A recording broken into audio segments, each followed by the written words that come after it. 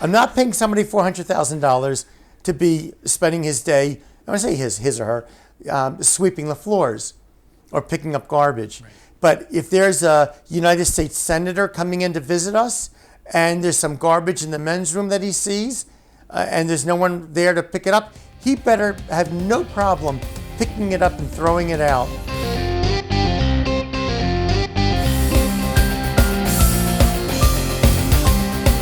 Without further ado, tonight's guest, Dr. Rich Roberts. Now, why do we love having him on?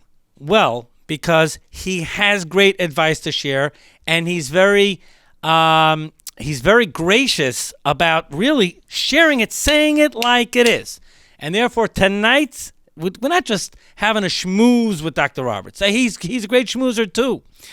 But we're talking about management fundamentals. Tonight's show is titled Management Fundamentals. Well, we have a few different categories under that. Managing people directly. What about managing the whole company and the company culture? Problem solving and achieving goals. So without further ado, Dr. Rich Roberts, medical doctor, doctor of biophysics, and former pharmaceutical industry CEO for a quarter century. Dr. Roberts, thank you for joining me here once again back on Mind Your Business. Thank you for having me. It's a real treat. And especially when we were huddling internally, we said, we have to do a show specifically on management. And we know we could talk about a lot of things. In fact, just a special shout out to Dr. Roberts' YouTube channel. At the beginning of coronavirus, I'll never forget this. He had a YouTube, so it's there. Anyone can go watch it. He made his predictions on the stock market, and at the time, probably people thought, Dr. Roberts, people thought you're probably nuts. You were saying invest. Meanwhile, anyone that listened to you probably became a millionaire by now. So, he's blessed, Baruch Hashem. He called it, and that's why we have a show about management. And for what Dr. Roberts built at URL Pharma, well, let's talk the fundamentals of management. And therefore, Dr. Roberts is very, on behalf of the tens of thousands of listeners, thank you for joining us here and for graciously spending your time and sharing valuable advice. Let's jump in with managing people. It's not an easy subject. It sounds, managing people. It's not just AI. Let's kind of get into the meat and potatoes. Let's start with delegation. The topic of delegation is so critical because a company's executives can't get anything done without delegating, and yet, how do you hold people accountable? You give something over, it's got to get done. The CEO's expecting it to get done, and so what are the tips and tricks to be a great manager and to delegate effectively? So if you're an entrepreneurial one-person company starting out, you're like a mom and pop company they call, and you're on top of everything. You're doing everything yourself. Eventually you'll hire one person, two people if you're fortunate enough to grow, but you're still going to have your finger in everything. But when you get to be 50 employees, 100 employees, 200 employees, if that original entrepreneur, if that person tries to still have his hand in everything that's going on, the company will collapse. Not only will it collapse, but you'll be communicating to your employees that they really don't matter and their performance doesn't matter because you, the CEO, is going to step in and just do the work if they don't. So if you want to grow as a company, you're going to need to be able to delegate. You're going to be able to need to transition from when you controlled everything yourself and did everything yourself and worked 28 hours a day to now getting other people to do work in their areas of expertise, and then you're going to have to hold them accountable for what they're doing. So it's going to be a psychological or personal change for you to understand you're not going to have your hands on every single detail. But on the other hand, you want things done correctly. So as you back off from areas, you're going to need to have written metrics, written measures of how well that area is doing to the degree of the detail that you can, and you need to make sure that the reporting on that is being done truthfully.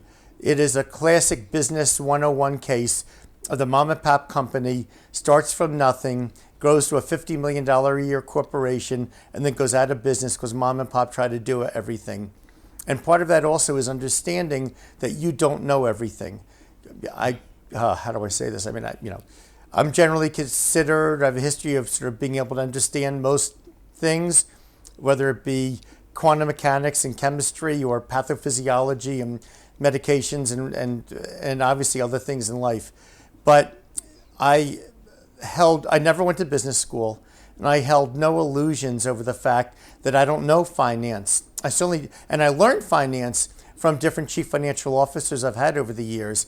But even with everything I know now, even doing net present value calculations, I don't know it nearly as well as a financial expert does. When it comes to marketing, again, mom and pop might think that marketing is the same as just trying to go and sell, or marketing might just be the same as putting an advertisement in a publication. But marketing goes way, way deeper than that. There's all kinds of analyses that are done, research that's done on understanding your customer base, your competition, your products, what people are looking for.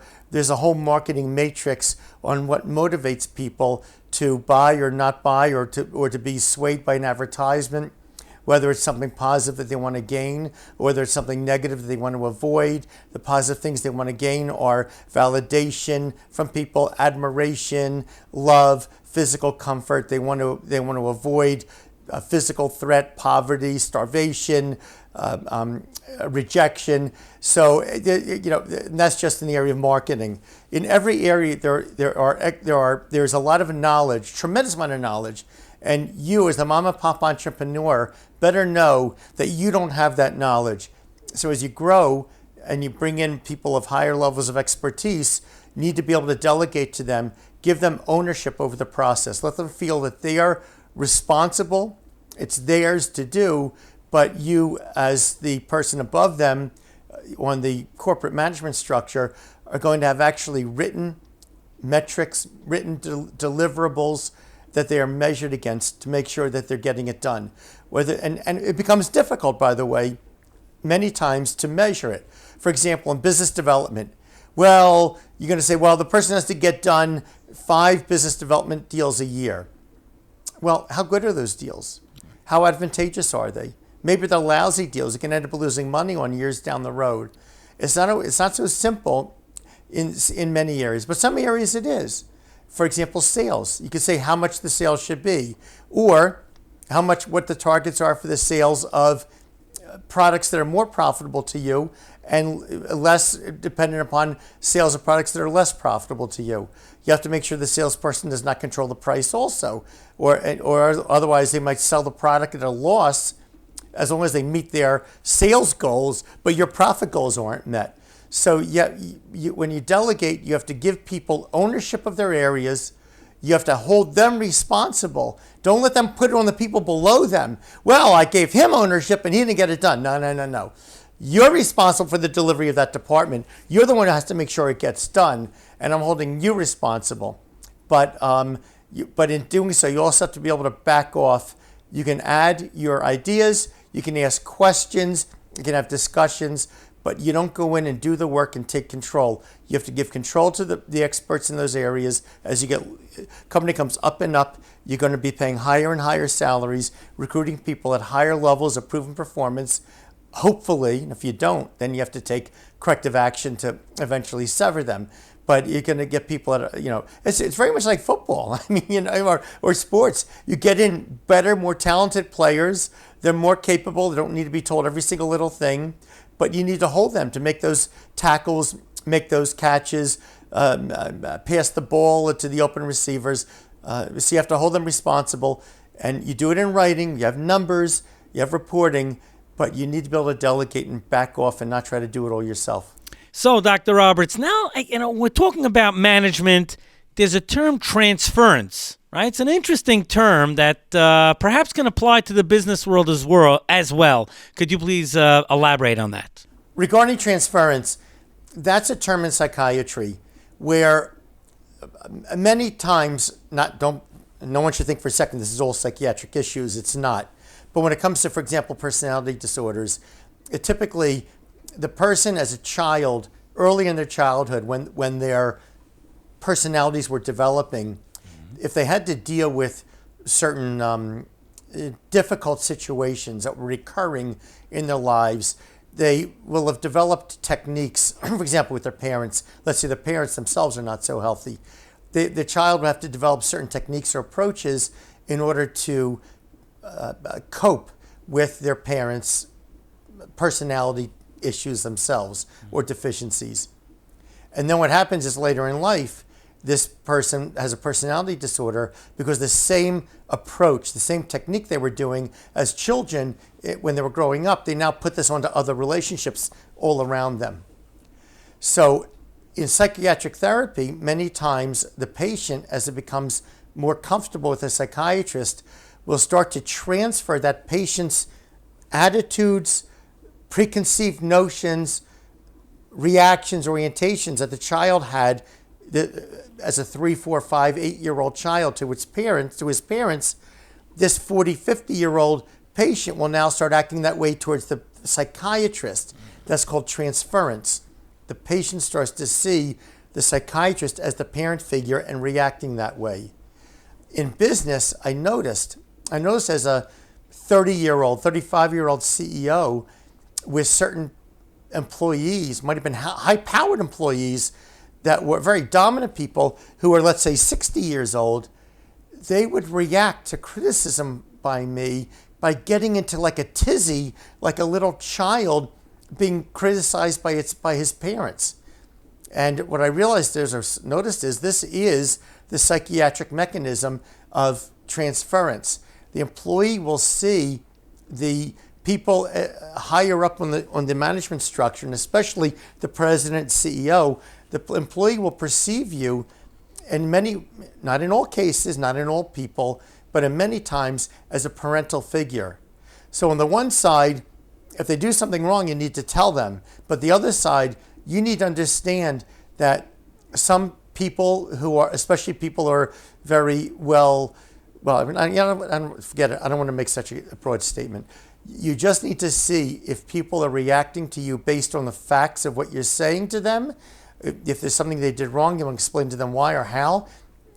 But on the other hand, you need to take note if they are overreacting or reacting with emotions that don't really pertain to that specific situation. In that case, they may well be transferring their inner perception or orientation towards their parent onto you. And in those cases, you have to be careful. If the employee is a good one and you want to keep that employee, you need to be very careful and gentle with that person in what you say and how you present things. Now, there can be other people that don't have transference at all. And they're just all about the work and all about the job and all about the facts and performance and getting things done. And then you can talk to them more factually.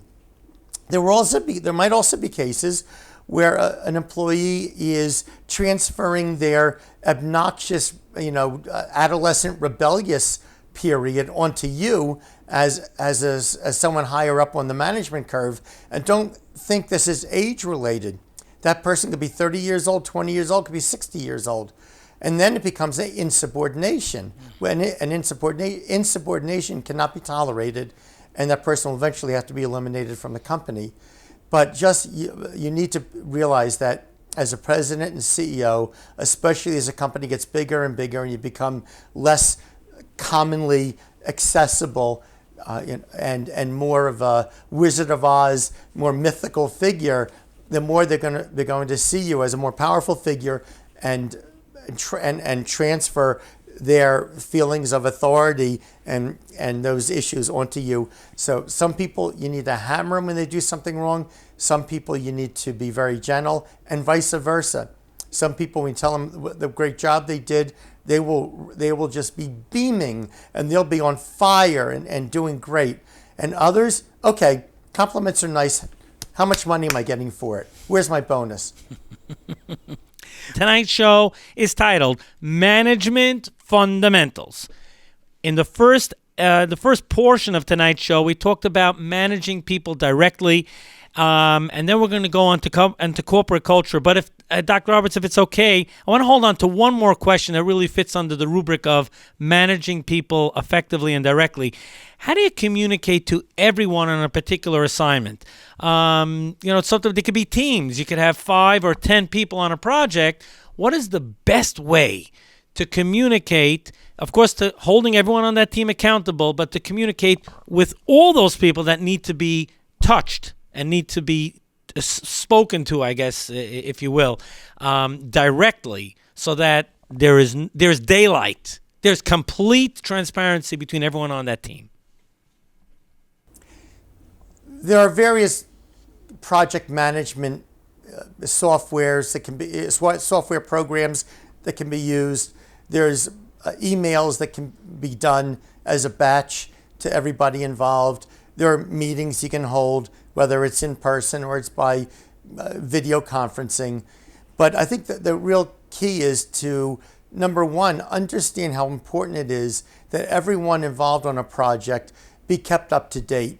It might be that every week everyone on the project is going to get together on a conference call or video call, and they're going to and whoever's leading the project is going to go through all the deliverables, all the issues, 1, 2, 3, 4, and update. But the one thing I want you to know is you need to make sure that when the significant decisions are being made, if significant milestones occur, if new information comes in, if there's any change in course, you need to make sure it's communicated to everyone involved on the project.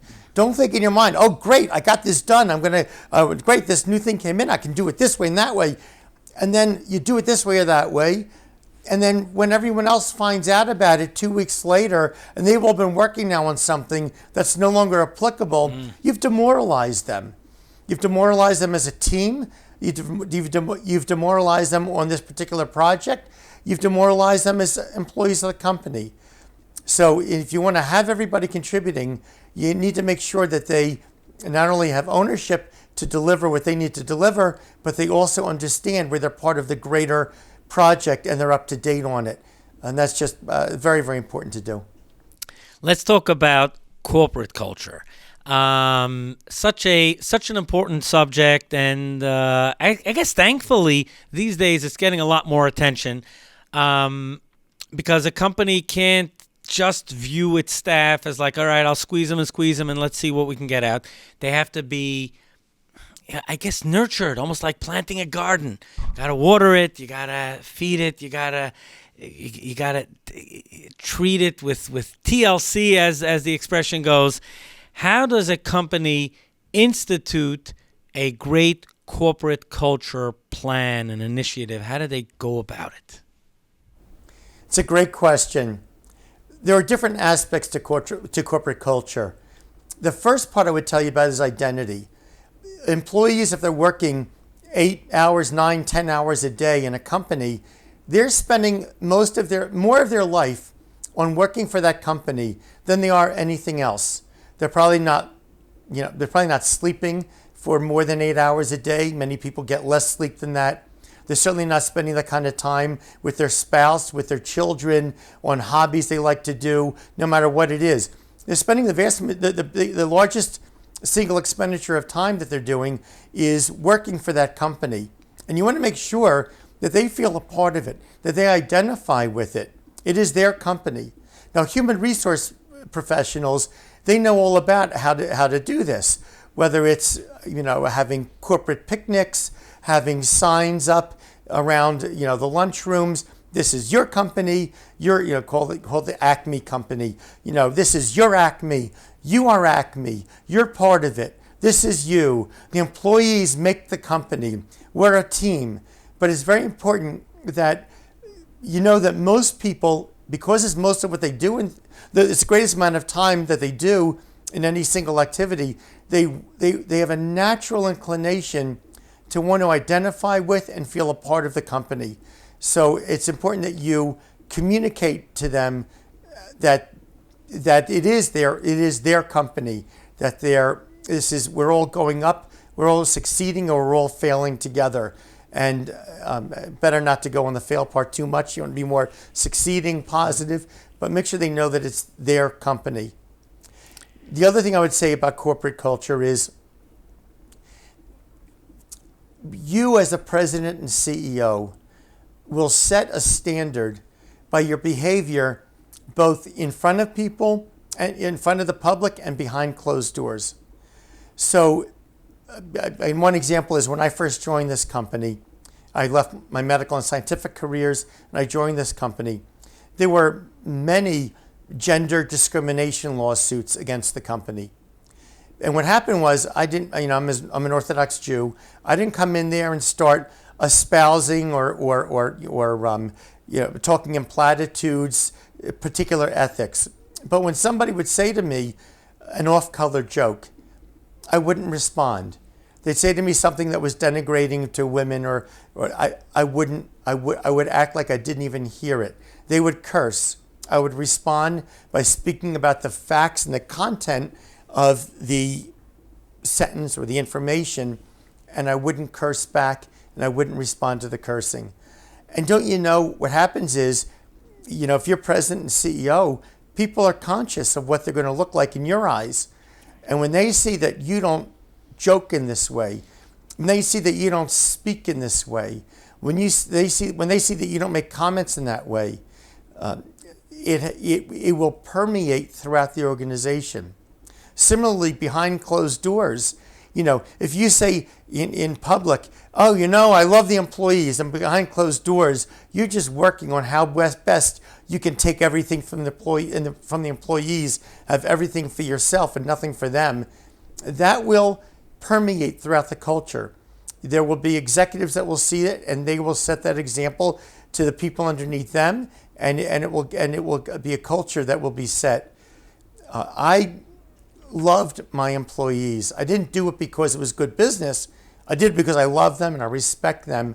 And actually, I personally sweated it out. I personally felt a lot of tension during very difficult times. The company was threatened because I felt that the pressure of what will happen to these people if the company doesn't make it.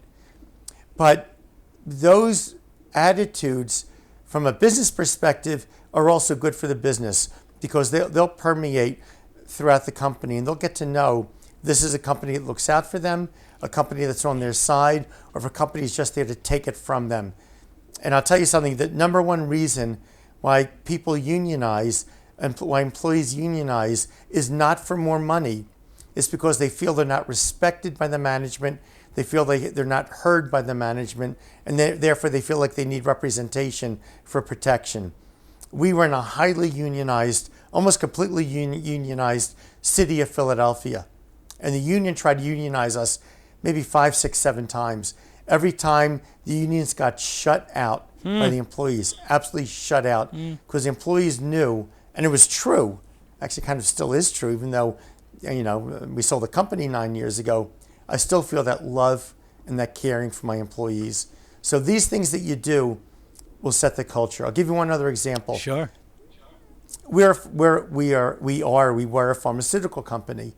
We're highly FDA regulated.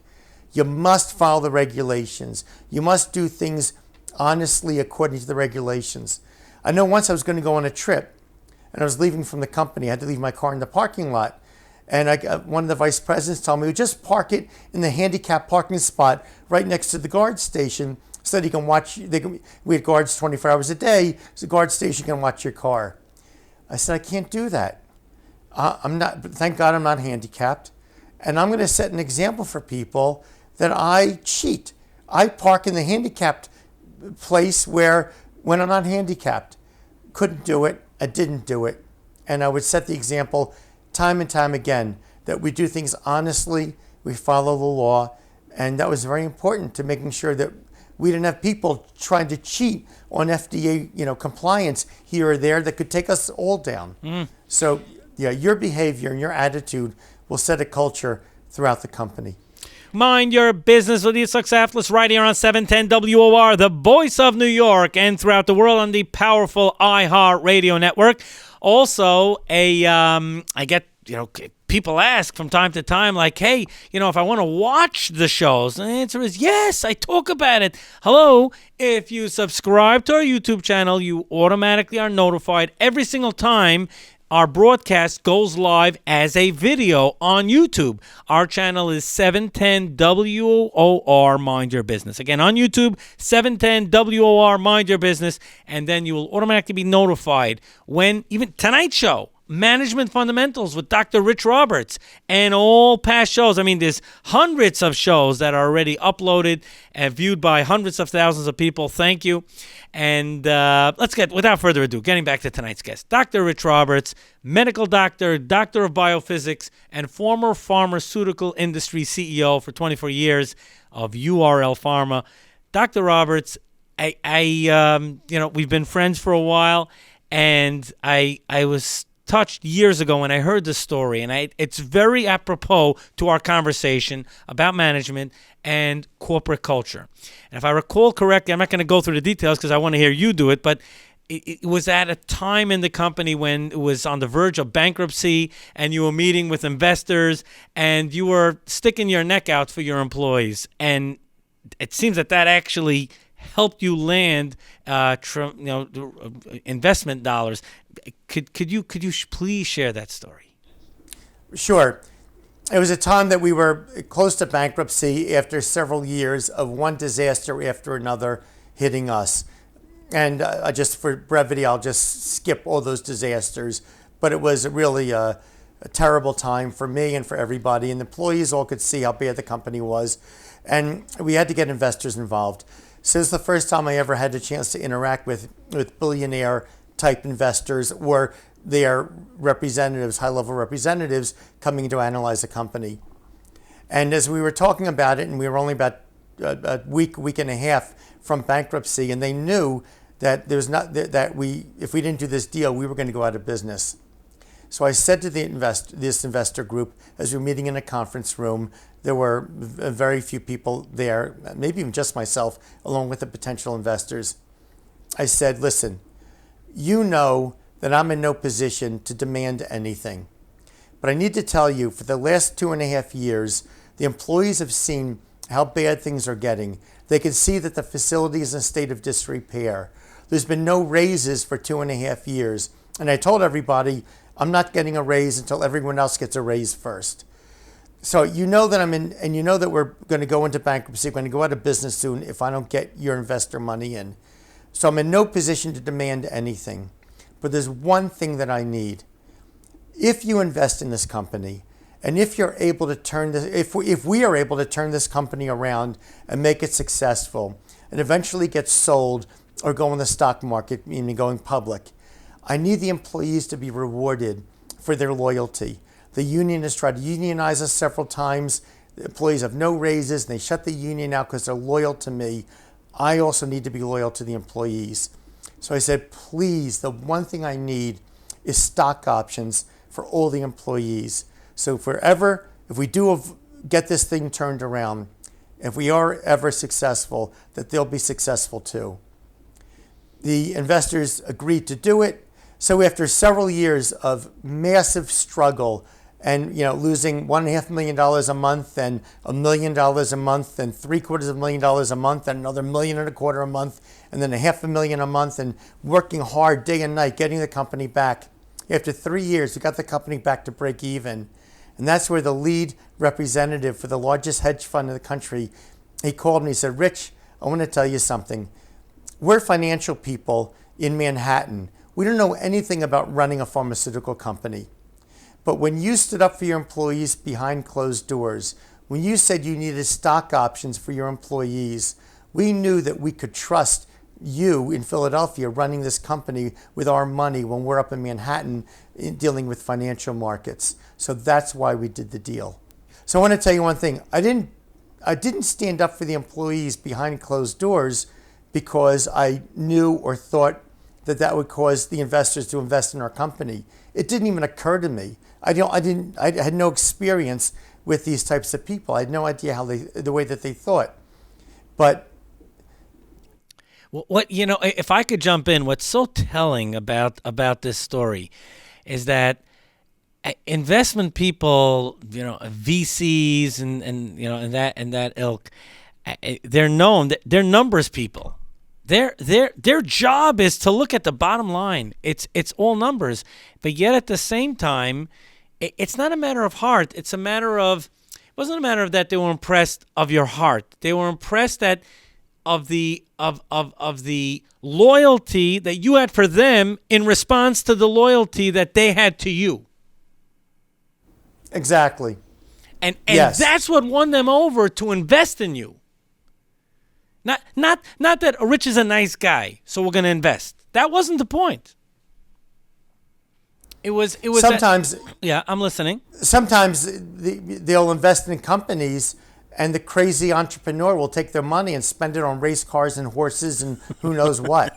So and they're not management people; they're financial people. Right. So they were, but they apparently valued this very much. And again, I didn't do it to get their investment. I did it because that's how I feel about my employees. I care about them, truly.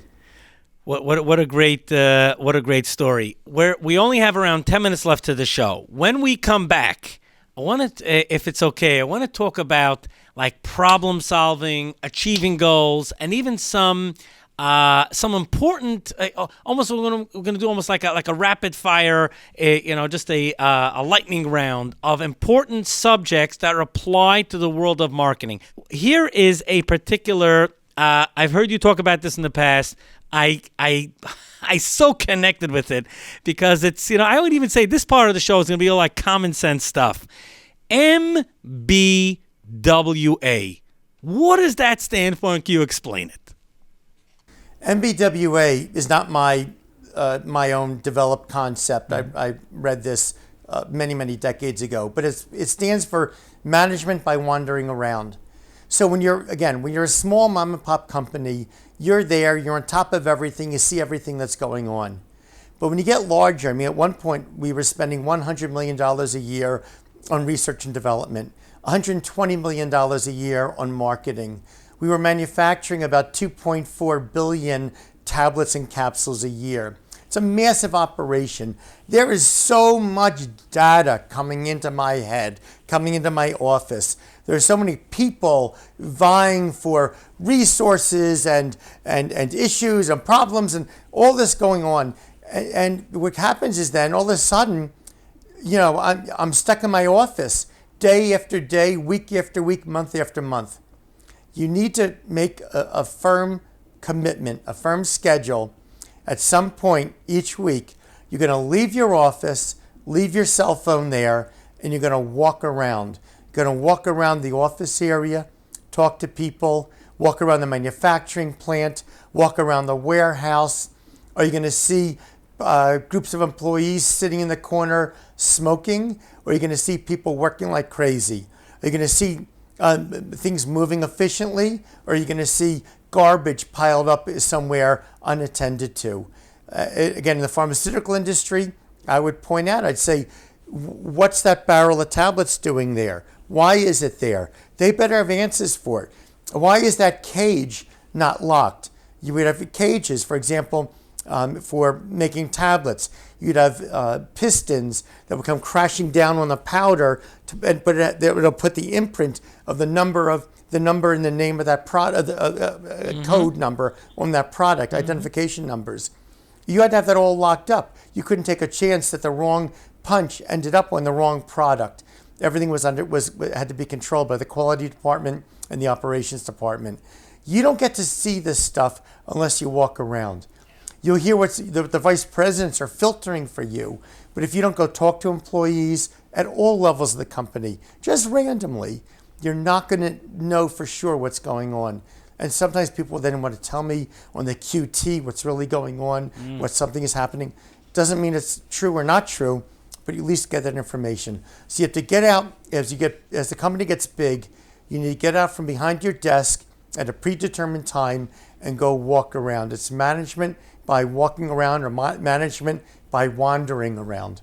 Now, this next question is actually, I would say, a cousin to even what we're talking about, because or something you talked about earlier in the show, and that is management requires delegation. and at the same time, nothing should be beneath someone or someone's dignity to roll their sleeves up and do it. But at the same time, if they're going to have that attitude, they won't get their management tasks done. So describe what it's like about that a person has to bring some level of ego and passion and responsibility to their position, but at the same time not let it get to their head to the point that like suddenly they're a prima donna. Right. So the way I say it is, you need to have an ego so that you don't have an ego, and there's different meanings of ego. But another way to say it is, maybe more clearly, you need to have a strong sense of identity so that you don't act in an egotistical manner. You need to be very secure in terms of who you are as a person, as a human being, that you're not looking out there to play out emotional issues on things. The business is about facts. It's about truth. It's about getting things done. And personal emotions, personal issues should not play into it. So you have to be a strong enough person in terms of your identity so that you can be clear-minded and clear of any kinds of other psychological forces and just deal with the issues based on the issues themselves and not bring anything into it. When I would hire people for executive positions, they might have a starting salary of $400,000 a year, but I would say, in the interview process, I'd say, what jobs are below you? Somebody from a big pharmaceutical company said to me once, well, I'm not going to make my own phone calls. I'm going to have my secretary get people on the phone for me. Okay, very nice. Now the rest of the interview, I'm just going to be polite because I'm not going to hire you. Now, I'm not paying somebody $400,000 to be spending his day, I want to say his or her, sweeping the floors or picking up garbage.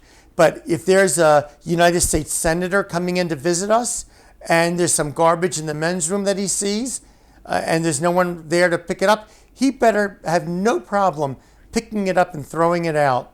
Because if he does, he's got his ego, his egotistical ego in the way, because he thinks he's too important. He doesn't have a sense of self that's fulfilled, and he needs to go out and be trying to compensate for that feeling of that inadequate feeling that he has. So I want people to have strong identities, be comfortable with themselves, be emotionally healthy, so that they don't have to go out proving themselves in terms of emotional proofs, but can go out there proving themselves in terms of just bottom line performance. Now, Dr. Roberts, yeah, I'm sorry. One other quick example. Sure. The big pharmaceutical companies, the giants, are very hierarchical, as are most huge companies. People higher up the management chain, they get up there because they just clap for the people above them. And I've been in some of those circumstances. They couldn't stand the fact that I would answer back or I would ask questions just based on the facts and not just bow to the king. So when I would hire in people from these big pharmaceutical companies who are higher up in management, I try to make sure that early in their tenure with us, we would have a meeting where there are 10 or 15 people around the table, maybe at different levels of management, and I would try to come up with an idea that was not a good idea. And then my people who had already been with me, for years before that, knew that if they don't agree with one of my ideas, they can object with it. They don't say, oh, that's a dumb idea, because that's personal. But they'll come up with factual reasons why that idea probably doesn't work, and there's a better way to do it. And then my response would be, you know what? Forget what I said. I was wrong. That was a bad idea I had. Let's go with your idea. And these people from the big pharma companies would fall off their chairs, figuratively speaking. They've never seen the president and the CEO say anything except, I'm a big guy and I'm right in everything I do. They were stunned, but this was the example I was trying to set for them and a lesson I was trying to teach them. Now, Dr. Roberts, we actually only have around a minute and a half left to the show. So I'm going to ask a question. I know there isn't the sufficient amount of time to do justice to it, but perhaps you could leave it even just as a takeaway. What's your advice to approach a situation when it clearly is not adding up. It just doesn't make any sense. But there's a pressure to move forward, but just doesn't make any sense. What's your tip on how to handle that situation? When in doubt, delay. Now, what I found is I gave a talk once to the company, and when I talked about you have to be a person of action, you have to take action and get things done. Then the guy with ADHD said, yeah. Like the sales guy, with salespeople with ADHD, yeah. And then when I say, but you need to make sure you're careful and thoughtful and slow down and think through things. Then the guys in finance are like, yeah. So they took from it who they are. But what I'm saying is, when something doesn't make sense, first of all, you need to be attuned to having that feeling that something is not right here. When something's not right there, you have that feeling something doesn't add up. When you can, delay, slow down, keep your options open, but most importantly, keep digging. You may get the answer in an hour, a day, a week, a month, a year, or never. But if something feels like it's not right, you need to be getting people involved, asking those questions, and trying to come up with answers. And if you don't have the answer, you need to be comfortable living with the uncertainty of not having the answer yet. But don't think you can dispose of the issue. The issue is there, and something's out there. So it could be, again, we're a pharmaceutical company, a competing company has a patent on a product in a certain direction, and we can't, from a chemistry perspective or a marketing strategic pharmaceutical perspective, understand why they would patent it, why it would go that way. Well, there's a reason why they did it. And you need to keep digging and thinking and wondering what's going on. If a member of your board of directors has always been a certain way with you, and all of a sudden they've always been supportive, and all of a sudden they're harsh, okay, what's going on? Are they thinking about replacing me? Is he getting pressure from the people above him? Is there some conspiracy going on behind the scenes? It doesn't mean that there is, but there very well may be.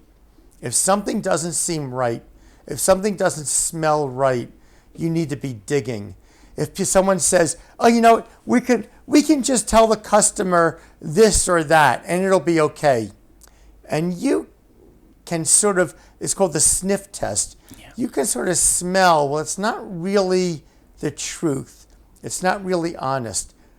Identify that feeling and slow it down, and then talk it out and try to dig until you fully understand what's going on and make sure you're doing things correctly. Great point. Gotta apply common sense. Well, this wraps up an amazing edition of Mind Your Business. Special thank you to Dr. Rich Roberts, medical doctor, doctor of biophysics, and former pharmaceutical industry CEO for nearly a quarter century at URL Pharma. Tonight's show all about management fundamentals. And just a reminder, this show will go up in a couple of days on YouTube. If you subscribe, you'll automatically be notified. Otherwise, just subscribe today on YouTube at 710 WOR Mind Your Business. Again, on YouTube, we're at 710 WR Mind Your Business. This wraps up a great edition of Mind Your Business. Tune in again next Sunday night for another great edition of Mind Your Business, right here on 710 WOR and the iHeartRadio network. Have a successful week.